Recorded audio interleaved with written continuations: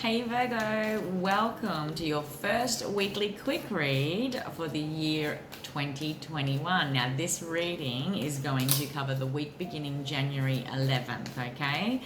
There's a lot going on in the skies over the next couple of months is what I do want to let the collective zodiacs know, and also that 2021 is a predominant air element year. Okay, we're going to see a lot of transits happen in the air signs, and certainly change is here. 2020 was a key crossroads year as far as getting to the core of that thing, whatever that thing means for you. But in our very human ways, we're going to be noticing and seeing in other people around us and within the collective that those changes are still sort of happening, wanting to be integrated this year. For those that may have deeply worked with the energies last year, they're certainly going to be noticing how everything just evolves for them this year in many ways. New opportunities open up, whole new realities are beginning to be lived, etc. Whole new perspectives, mindsets, feelings, dreams, desires, all right?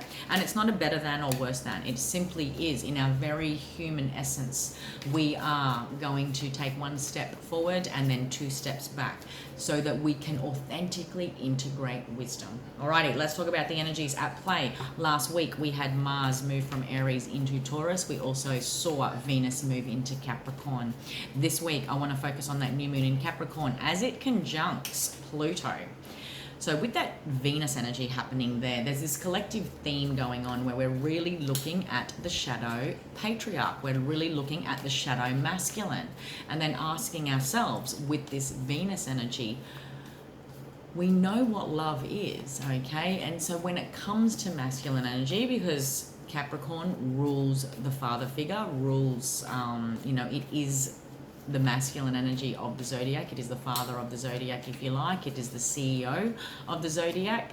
So when it comes to that masculine energy, our world, we certainly know how that can play out in shadow aspects. It is control. Whether, what do you call it? It keeps escaping my mind. Passively or whether directly, okay? Shadow Capricorn can be ruthless in its acquisition of material success and winning at all costs, and we can certainly see how that energy is playing out collectively. But we also know on deeper subconscious levels this is energy of an old world. Saturn has just moved into Aquarius at the end of last year on solstice, where it will remain for 3 years, and Capricorn is Saturn Capricorn is ruled by Saturn. So there's this transitioning of energy, this handing over of a title. There's this handing over of what does it mean to be divine masculine, okay? Whether we are female or male, we all know in ourselves where we embody control tendencies, where there's this desire for power, shallow or materialistic gains. When it comes to the pull of the ego, okay, we know that there's going to be a changing of the guard. So this whole concept, we're really looking at old ways in which we've been influenced by that in our connections. With Venus energy at play, a lot of this is happening within our most important connections, okay? So the shadow of Capricorn is highlighted. We get to see the energy emerge across the world, our communities, our workplaces, and our connections. What it actually provides us with as far as an opportunity goes, it's a great time to really get to the core of deeper blocks in ourselves, to genuine connectivity in relationships. All right, how do I infuse that Venus energy in that Capricorn shadow? Because Capricorn doesn't want to be in its shadow. When Capricorn's in its highest light, highest element, it is very noble and carries the weight of the collective. That's why it is the CEO. That's why it is the father. Father's not about to come home and complain about how demanding, everything is as far as the weight of his thoughts and emotional load that he carries. He knows that his position within the household is to be the provider. He's not about to talk to his 2-year-old about, you should be doing this and be thankful, and in that shadow aspect, okay? I'm just trying to give some examples of, divine light masculine that carries the weight of responsibility for the greater good of all, will sort of humbly keep to self, would be authentic expression in truth, okay? And getting to the core of any of that shadow dynamic when it comes to those themes is about no more just addressing things on the surface and the way we block, the way we avoid, the way we deal with it on the surface. Is about getting to the core, okay, of what it means to embody divine masculine energy, okay, for everyone. Now, all right, my dear, you have acceptance underneath the deck. There is something here where you are seeing things in a whole new way, the path ahead, your opportunities moving forward.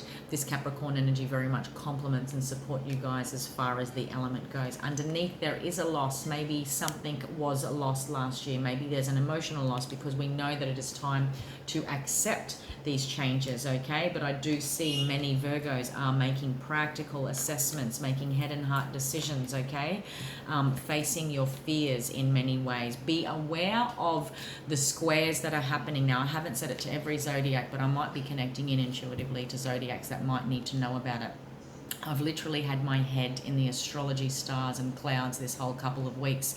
So it was extremely difficult to condense the key points to keep everyone up to date as far as the week ahead's energies. But Jupiter squaring Uranus, as well as Mars squaring Saturn as well, is going to create turmoil, internal turmoil.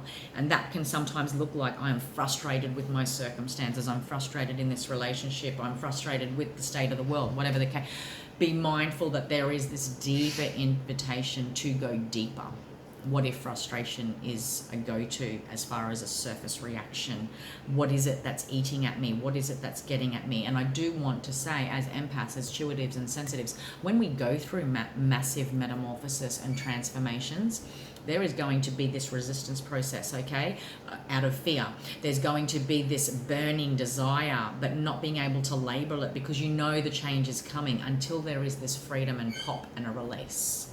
That's how think of, you know, how the caterpillar transitions to a butterfly. It literally goes through self-combustion in order to go through this growth period.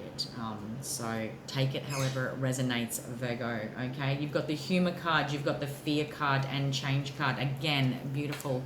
Just here's some slideshow examples of exactly the energies you may be experiencing. You are going right to the core, right to the base chakra, facing your fears in many ways, so that you can bring in change, face this need to change. Be mindful, because this centers you this week, of how you double back into your comfort zones and fear mechanisms, okay, as far as dealing with change. A lot of people, like, ask anyone, a lot of people are not sure how to face change and not comfortable in bringing about change. You know, we're used to our comfort blankets, even if they're no longer valid to the version we are growing into. And like anything, it's got nothing to do with anyone else.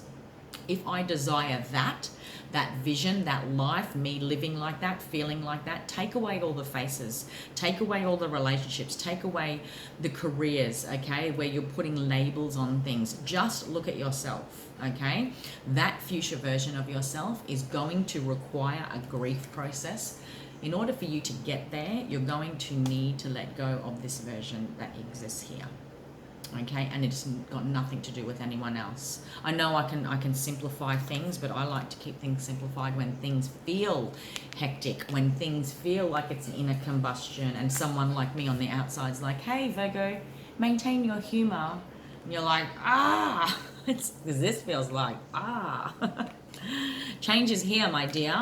You are either connecting empoweredly, and you are actually feeling in your comfort zone, adapting to resilience. And I've said it 1,000 times, resilience, authenticity, okay, deep inner connectivity to self is the alchemy that is going to see us through. This year is an ever-changing landscape, and if we didn't make those deep, lasting changes last year, did it mean you have to completely transform your life? No, it meant that I just had to have that conversation with myself and decide, okay? And it can be very hard to do that. There's a lot of resistance in the lead up to be doing that, and maybe I'm connecting to many Virgos that knew that this energy will continue to scream until we say, okay, I'll listen. And all it is just listening to the voice of wisdom, the voice within. changes here. I'm connecting into many Virgos that are doing practical assessments, making head and heart decisions, okay? It might be in relation to next steps. It might be in relation to a key relationship. You might be making decisions about pathways. Take it however it resonates, where you want to take this. I want to say the money's there, the finances there, the resources are there. There's something of value that you can bank on, because when the Seven of Coins, it doesn't just rule money, it rules something of value, okay? Connections can be of value, opportunities can be of value, what we've built together can be of value. Take it however it resonates, okay? It does lead to the 10. This is a guarantee. You might, when you do sort of face change, face your fears, you might be surprised at how much value there is when you realize how much you do have, okay, to be grateful for, how much you do have at your disposal to use as resources. Take it however it resonates. It's sort of sitting here, okay? Maybe finances are a factor in making head and heart decisions when it comes to this Four of Wands energy. I could literally be connecting to Virgos that are looking to move home, build a home, buy a home. You know, the Four of Wands is also like marriage energy, so take it however it resonates. The Four of Wands is also feeling at home. Did I tell you what house this is activating in? Because I'm doing I'm doing house reads, the areas of your life this Capricorn energy is focused on. This is focused, Virgo, on 9th house energies, okay? So all things higher education, the higher view. There's some sort of wisdom integration here for many Virgos, okay, where you are integrating these 9th house themes. The 9th house also rules travel, religion, spirituality, and law. You can call that a wisdom integration, okay? There's something here about this Capricorn energy sitting where it's sitting, taking you to the depths of that Plutonian energy, getting raw and real with self and making head and heart decisions, okay, about what and who makes you feel at home. Career, love, friends, your daily routine. Take it however it resonates. Change is here, it is desired, but what is it that you want to change? What is it that you need to let go of the old? What is it that keeps you falsely trapped in this idea of fear? Okay, there's a desire for confidence, but yet I'm stuck in the shadows of the base chakra when this fear card shows up. So like, again, I want to emphasize that future version of you. You know the pathway. Make it about nobody else but you. Okay, there's assessments here, okay, and there's resources at your disposal. And maybe I'm connecting into many Virgos that have been transitioning into 2021 as far as the changes you wish to make, okay? April feels significant, June feels significant too, all right? Gemini season is relevant. Alrighty, my lovely Virgos, that was your quick read for the week beginning January the 11th. But again, it's activating 9th house themes. You literally could, you know, Gemini also rules like communication. So there could literally be studies or higher learning, okay? And really nutting figures is the other thing I wanted to say about your 9th house themes.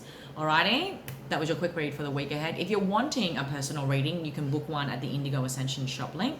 Or if you're wanting a 2021 full astrological forecast for the year ahead, it is a 1.5 hour video that covers not only your unique birth chart, but it takes a look at the astrological key placements and the themes that are presenting in 2021.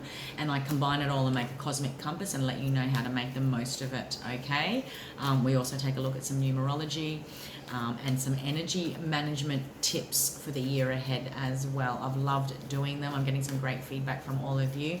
But if you're wanting to book one, Virgo, you can get yours at the link above. Have an amazing week. Until next time, take care.